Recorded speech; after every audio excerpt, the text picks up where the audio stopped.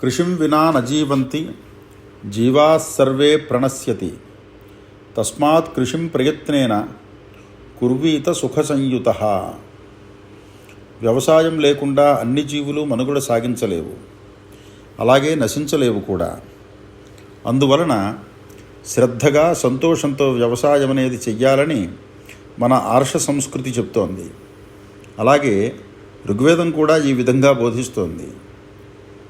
అక్షైర్మాదీవ్యః కృషిమిత్కృషస్వ విత్తేరమస్వ బహుమన్యమానః తత్ర గావః కితవ తత్ర జాయా తన్మే విచష్టే సవితాయమర్యః. ఓ రైతన్నా, వృధాగా కాలక్షేపం చెయ్యకు. భూమాతను పూజించి 10 మందికి అన్నం పెట్టే వ్యవసాయాన్ని చెయ్యి. తద్వారా మంచిగా ధనం సంపాదించు, గోసంపదని కాపాడు. నీవు భార్యాపిల్లలతో సుఖంగా జీవిస్తూ దేశాన్ని రక్షించు అని వేదం మానవులకు గొప్ప ఉపదేశాన్ని చేసింది.